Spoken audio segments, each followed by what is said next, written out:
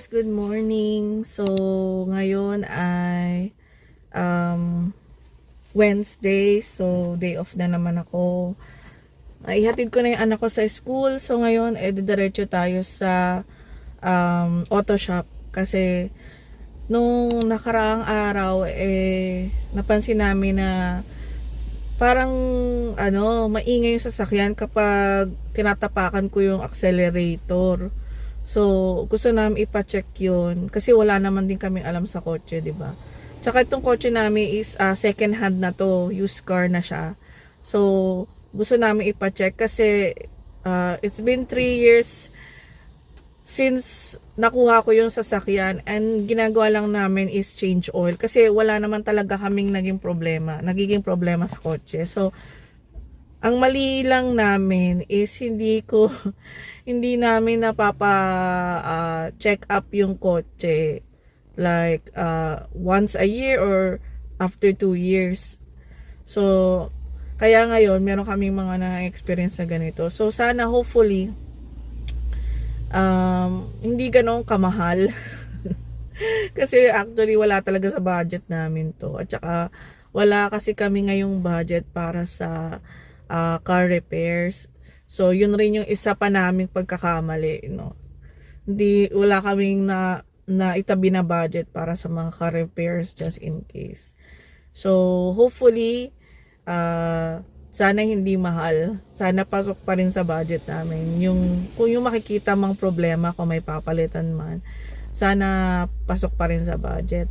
At saka, meron din kumakalampag yung sobrang rusted na kasi nung ilalim ng sasakyan. Kaya merong part doon na parang natanggal na siya, na-detach na siya completely. So, nung nagda-drive ako one time, maingay siya, kumakalampag sa ilalim ng kotse. So, akala ko yung tambucho. So, hindi yung basta parang connected siya sa tambucho, pero yung sa ilalim na ng kotse, natanggal na siya kasi rusted na.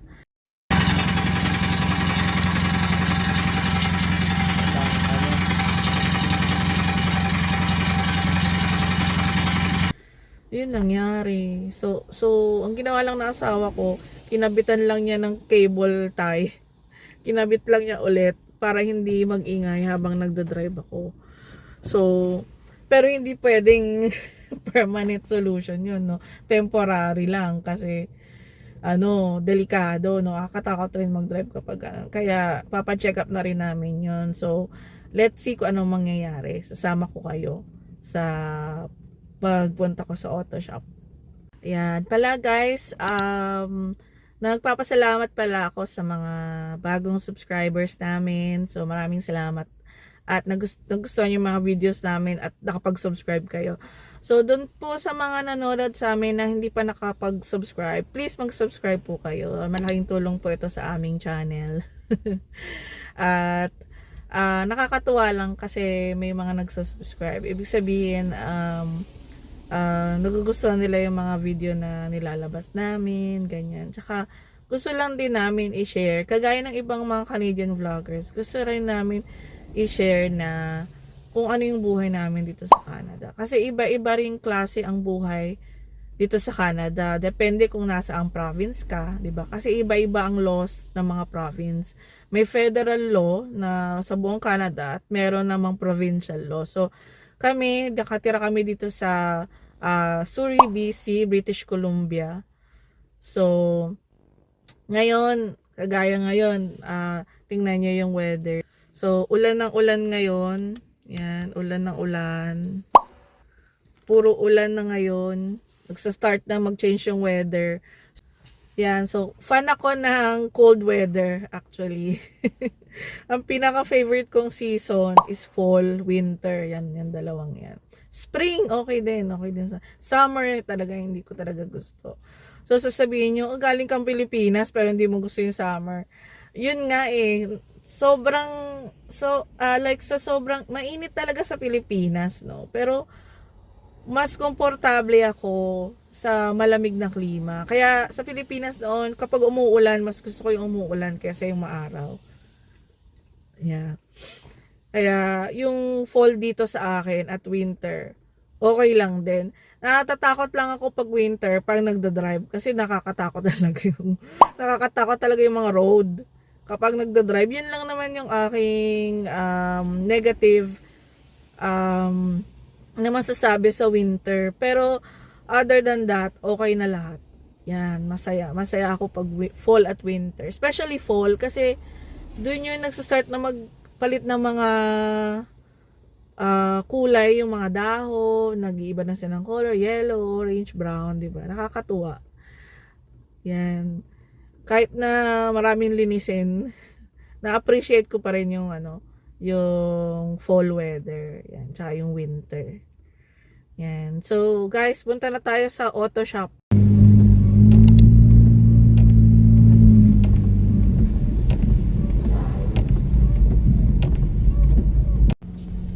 Yan. So, buti na lang malapit sa amin yung auto shop. So, in case kailangan kong iwan yung sasakyan, pwede akong magbiyahe na lang or maglakad na lang. Yeah. So, hopefully nag-aalala ako kasi pero sana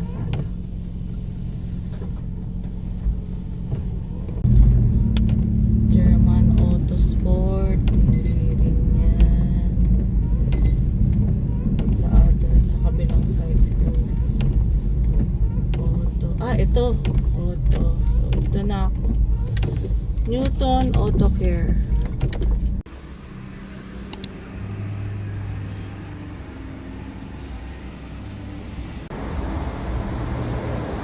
So, dinala muna nila yung sasakyan sa loob, tapos itataas daw nila, and then i-check nila kung ano yung tumutunog na yun. Yan guys, kain muna tayo ng breakfast dito sa McDonald's.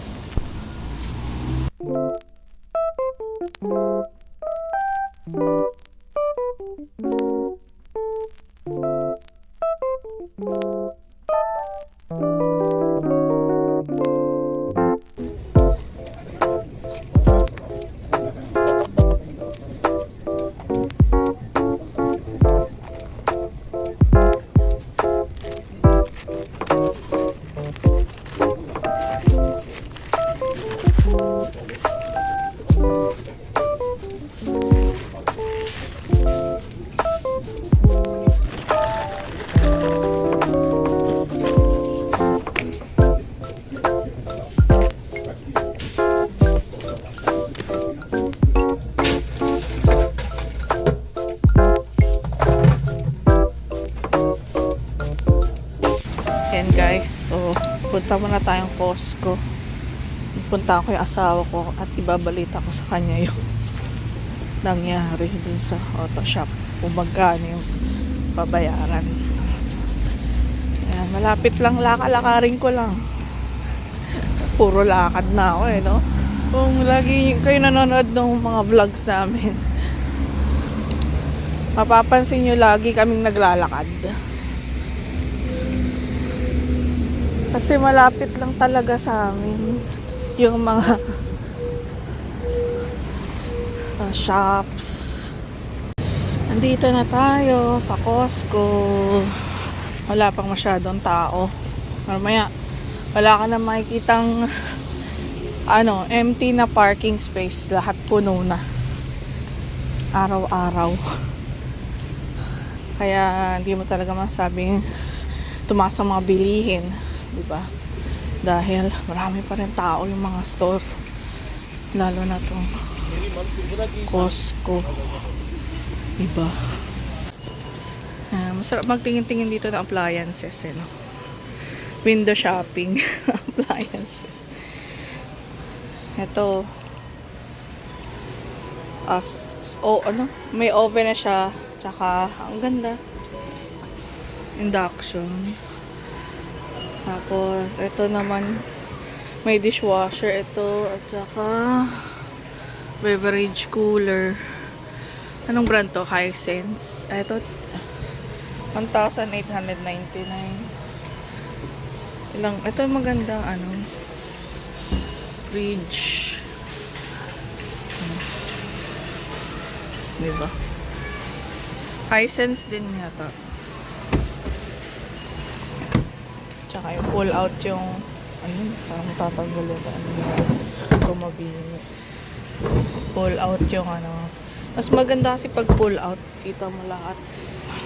Microwave, inverter, magkano? Para tipid sa kuryente. Luggage, carry-on, boots, 23, 7, 90.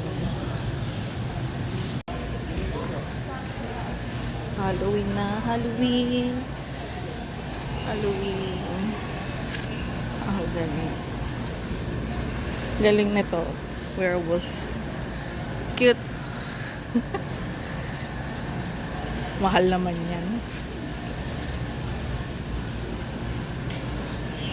Nakaselling reclining chair, $6.99.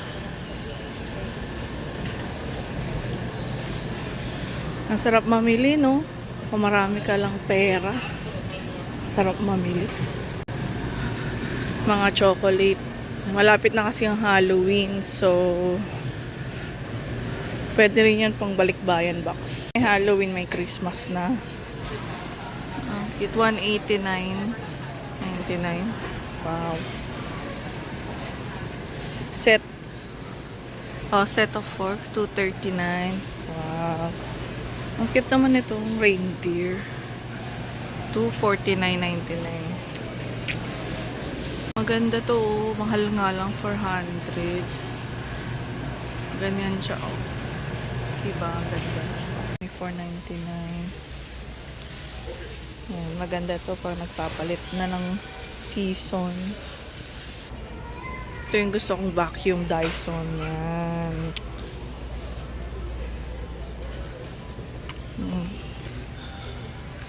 Pag meron na tayong budget, bibili tayo. Diyos. Hisense. Magkano to? Oh, $434.99. 58 inches.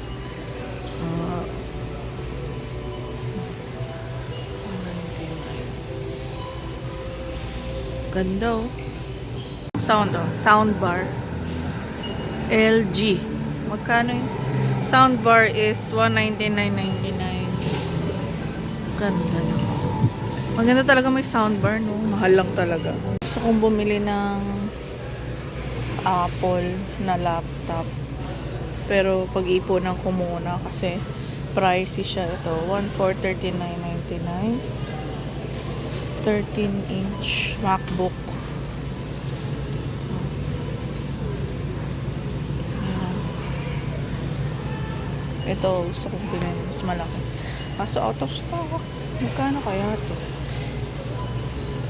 15-inch. Out of stock. Starlight. Ayan. Nasaan na yan? 1.6 din siguro. MacBook. Tara, uwi na tayo. Uwi na tayo. Ngayon guys, nakauwi na ako at medyo nahilo-hilo pa ako para akong matutumba na naglalakad ako. Buti na lang malapit na ako dito sa bahay namin. So, nakaupo na ako at nakapagpahinga. So, ayun nga guys, no? Ang nangyari is, pinakita niya sa akin yung ilalim ng kotse. At yun nga, no, rusted na yung pinaka-exhaust system niya, yung pipe. Pero sabi niya sa akin, pag pinalitan natin yung buong pipe, mahal, expensive, sabi niya. So, ang gagawin ko, isa-salvage ko na lang yung kalahati lang yung papalitan ko kung saan merong broken, yung naka-detach na part ng pipe. So, yun na lang muna yung papalitan niya, kasama yung muffler. Yun. Tapos, doon sa accelerator naman, no, tinest drive namin siya, umikot kami ng isang beses. Tapos, sinabi ko sa kanya, oh yan, maingay siya kapag every time na tatapakan ko yung accelerator, para siyang vroom, ganon. Tapos sabi niya, oh, that's not normal, sabi niya. Tapos, meron pang isa. Sabi niya sa akin, nung binuksan daw niya yung hood, nagulat siya. Wala daw takip yung, yung, tawag dito, yung brake fluid. So, sabi ko, alam ko may takip yan, sabi ko. Tapos sabi niya, siguro na laglag kung saan man, sabi niya. Kasi, pagbukas namin, walang takip yung brake fluid. So, pag nalagyan ng moisture yung brake fluid or tubig, delikado kasi hindi siya pwedeng mag-work kapag ganoon. So, ang gagawin daw nila is papalitan nila ulit yung brake fluid ng bago at saka lalagyan na nila ng takip. So, yun ang sabi sa akin. So, yung tatlo na yun ang ayusin plus labor, tapos plus tax. So, umabot siya ng $790. So, sarado ko ng 800. So, napakasakit sa pocket. Napakasakit sa bulsa. Buti na lang, kasi meron akong budget para sa driving lesson ni Ricky. So, nasa 500 plus yun, ano. So, gagamitin muna namin yun para dito sa car repair. Tapos, yung 300 na extra, meron si Ricky na savings. So, kukuhanin muna namin doon. So, napakasakit man, pero ganun talaga, di ba? So, wala tayong magagawa. Hindi naman pwedeng hindi namin paayos, di ba? So, delikado naman. Una-una, hindi namin pwedeng drive yung sasakyan. Pangalawa, kapag dinrive namin, baka, wag naman sana, di ba? Wag naman sana, pero, di ba, baka mag-cause ng accident. So, might as well ipagawa na. And then, next time, kailangan maglaan na kami ng budget para sa mga car repairs. So, kailangan na naming maglaan ng budget. Kunyari, every sweldo, magtatabi na ako ng $50 para sa budget para sa car maintenance tsaka repair. Para next time, if ever may kailangan ulit ayusin at may kailangan ulit palitan, meron na kaming budget para doon. Kasi napakasakit. Kasi alam mo yun, nakalaan na yung budget sa isang bagay na yun. Tapos, bigla na lang nangyari ito, di ba? So, makaka-halt muna yung driving lesson ni Ricky. So, yun talaga ang buhay, hindi ba? Hindi natin talaga masasabi kung anong mangyari. Kailangan talaga handa tayo. So, kaya para sa akin nga, isang lesson learned to na naman. At mag-start na ako mag-ipon. So, yan guys, tumawag na sa akin yung taga-auto shop. So, pupuntahan na natin, no? Pero dadaan naman ako sa bangko kasi cash yung ibabayad ko sa kanila. Yan. So, yan guys, no? Nakakuha na ako ng pera. So, ngayon, ay kukunin na natin yung kotse. Maglalakad na lang ako papunta doon. Tapos, after no, susunduin ko na rin yung anak ko. Sakto. Sige guys, later ulit.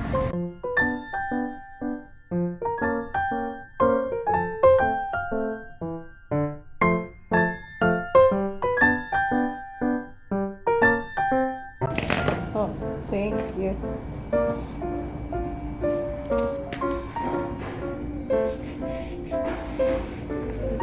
Over here somewhere.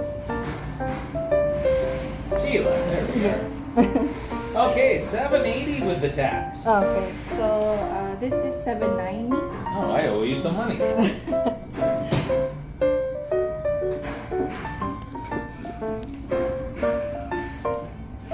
Thank you. I have a receipt coming up for you. Mm-hmm. Now, a couple things. Yes. You are going to get a bit of a smell. Uh-huh. It's going to smell like a hot metal. Okay. Or like a hot,